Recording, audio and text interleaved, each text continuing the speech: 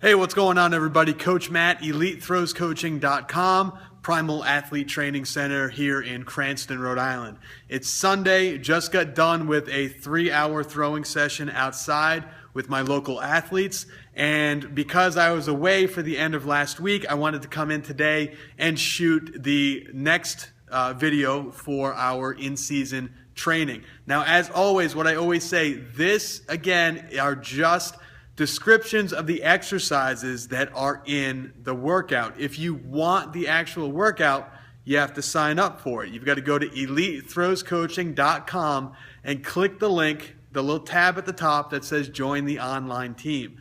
Every Sunday, you get an email from me that goes through the sets and the repetitions, the way that the exercises are linked and coupled together, and basically that will get you, along with this video, an idea of what you should be doing in the weight room. Along with that, there are medicine ball drills and medicine ball work and a focus or a concentration, what you should be working on throughout the week when you're outside in the circle.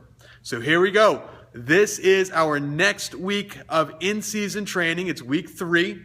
So we want to make sure you guys are going through and making this as powerful and explosive as possible. Before we go through the exercise descriptions, I've gotten a lot of emails from people that are wondering what weight they should be using, especially with the speed-based movements, with the explosive movements. What weight should you be using? And the answer to that is that you should be going as heavy as you possibly can when you do these exercises. Now, it might not be the best answer, but here's what I mean. If you can do a dumbbell clean and press for the amount of sets and reps that it has in the workout with a 30-pound dumbbell, and you can do the same exercise, same amount of sets and reps with a 40-pound dumbbell, or same exercise, same amount of sets and reps with a 50-pound dumbbell, you obviously want to go with the heavier 50-pound dumbbell. Don't go with a light weight and move it quickly and explosively if you can go with a heavy weight and move it quickly and explosively. So if you see something, for example, say it's the dumbbell snatch or dumbbell clean and press, both of which are in this week's workout. If you see that it's, for example, you have to do a set of 4, and you do a set of 4 and it's easy, well, move up and go to the next heaviest dumbbell and do that for your next couple of sets, whatever that might be in the workout, okay? So just like a jump, you cannot do a dumbbell clean and press slowly. Just like a clapping push-up, you cannot do a clapping push-up slowly. As long as you are able to complete the exercise and complete the movement with good form and good technique, you can certainly go up and use heavier weight. Okay? So that takes care of my little instructions for this week. Now we are going to move on, and we are going to show you the exercises for the in-season training, day 1 and day 2.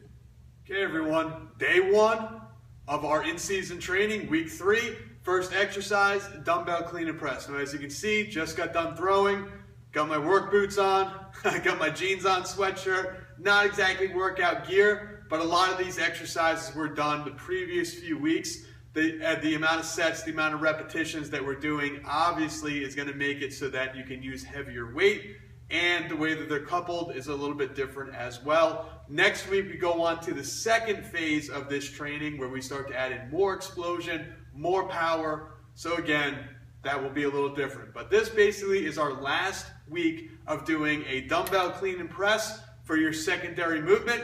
What we're going to do, we're going to dip down, chest up, dip.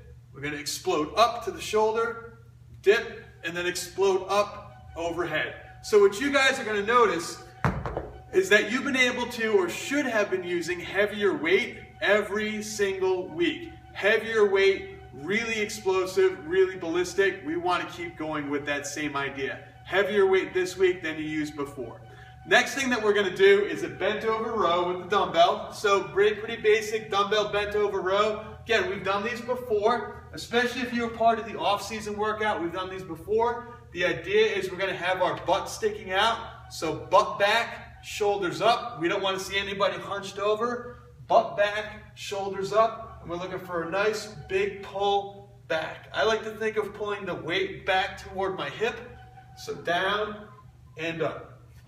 Next exercise we're going to do, lying leg raise. Now, lying leg raises, they're going to be on the ground. You want to grab something. I like to use like the back of a bench or back of a power rack. We're going to lie flat on the ground. We're going to have you grab onto something that's right behind you. Again, we're not going to do a ton of gripping, just really lightweight. We're going to have our feet out, toes pointed back to the knees. We're going to drive nice straight leg up and then up to the ceiling. Up to the ceiling. Okay, so don't bend the knees on the way up and don't bend the knees on the way down. Keep it nice and straight. Next exercise is going to be a jumping lunge. Now, we've done these previous weeks. You guys should already know these. Obviously not going to demonstrate these in jeans and work boots. Not warmed up properly, certainly don't want to hurt my hips. Jumping lunge, we're going to get in a lunge position. We're going to jump up as high as we can, switch our feet, land, explode up, switch our feet, and land. Last exercise that we are going to do is an explosive push-up. Now, the explosive push-up, again, like a clapping push-up, you guys can get creative if you want. Do a chest slap, clap behind your back, whatever you want to do, clap in front. You can just explode up and leave the ground a little bit if you want to. What we're looking for is that the way down is nice normal speed, the way up is really explosive. So we're going to go down, up. You can leave the ground. Clapping push-up, whatever you guys want to do. Even if you can't leave the ground, if you're working with newer athletes, as long as they're going up faster than they're going down, it's going to be good for them. You may have some athletes that aren't able to do that, so what they can do is do a push-up on a bench, working the same idea. So what we're going to do is push up on a bench, slow on the way down, push quickly on the way up. Slow, push quickly on the way up. Okay? So that takes care of day one's workout. Now we're going to move on to day two. Again, sets, reps, how these things are coupled together, how these things are linked together are all going to be in the workout that you receive along with this video to your email. Hey everyone, sorry about the squeaking that you probably heard in the last bit that we did.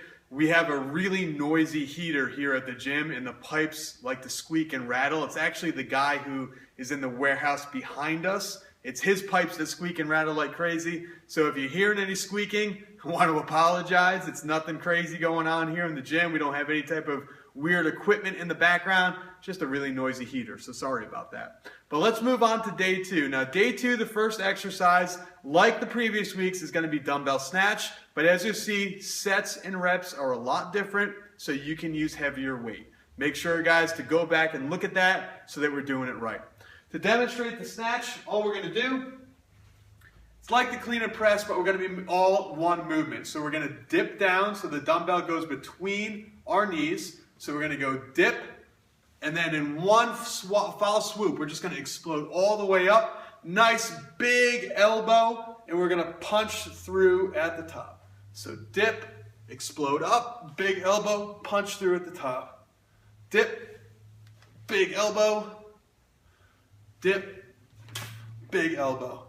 So you're generating power with the legs. The power that you generate with the legs transfers into the dumbbell, making it weightless, and then you finish through by punching at the top. There's that squeaky heater again. Sorry about that, guys. Next couple exercises that we're going to do. The first exercise is a jumping squat. We've done jumping squats before. You're simply just going to jump up as high as possible, land in a nice deep squat, and jump up as high as possible again. Okay? Pretty simple, pretty basic, pretty easy to do. Next exercise we're going to do is a seesaw press. Now, we're going to demonstrate the seesaw press with these two yellow kettlebells. Hopefully you guys can see when I explain. You can do these with dumbbells, you can do these with kettlebells, whatever you might have. But the point of the seesaw press is we're going to press one side up Then we're going to turn toward that side and look behind us. Now, as the one kettlebell or dumbbell comes down, you're going to start to press the other. So it's not down, up. They happen at the same time. So as one comes down, one goes up. One comes down, one goes up, down, up, down, up. Don't go down, up, down, up. It has to happen where one comes down, one goes up, and they meet in the middle. Meet in the middle. Okay? Pretty simple to do. You don't have to go crazy heavy, but what you're going to notice is that it's much more of a pull than it is a push. Kind of like throwing shot. You've got the pull and the push. That's why I like seesaw press and why they're here in this workout. Okay? Next exercise that we're going to do is a side-to-side med ball slam. So, a couple things to keep in mind. What we're looking to do is take the dumbbell from one side of or the med ball from one side of our body, bring it up in the air as high as we can, and then slam it down to the other side. You're going to turn your foot, just like a throw. Turn your foot before you slam, okay? So we're going to come up as high as we can, like a big rainbow. High as we can, and then slam it down on one side, high as we can, and then slam it down on the other side. Sets and reps are in the workout. And last but not least, we have some type of a back extension. So a lot of gyms are going to have a 45-degree back extension where you're in a machine that's going to allow you to just use your lower back to sit up nice and straight and then go down again. Might be a 45-degree back extension, might be a Roman chair. Here in the gym, we have a glute ham raise where we just allow our upper body to fall down and then we use our lower back to pop ourselves back up again.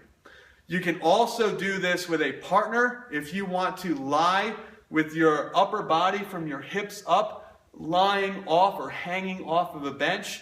Have your partner sit on your back of your legs, and then you can go up and down with your body, just using your butt and your lower back. If you can't do that, you can do a parachuter on the ground, where you're on the ground, lying on your stomach, and you lift your hands and your legs up in the air, and then relax. So what I'm going to do, I'm going to point the camera down so you can all see that. We're going to show, if you can't do the extension, I'm going to show you a good alternate here. Okay, so what I'm going to do, I'm going to lie right here on the ground. My feet and my hands will start on the ground, and then I'm going to simply push my hips down into the ground, squeeze my butt, and lift my hands and lift my feet off the ground.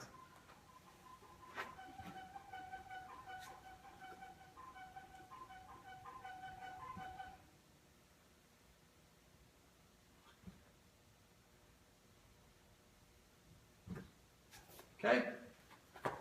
Pretty simple stuff. So we just want to make sure you guys, you push your butt, squeeze your glutes. Don't just throw your lower back into the movement. Squeeze your butt, squeeze your glutes, push them down into the ground to make it easier for your feet and your hands to go up. You're going to feel that all from your mid-back all the way down into your upper hamstrings.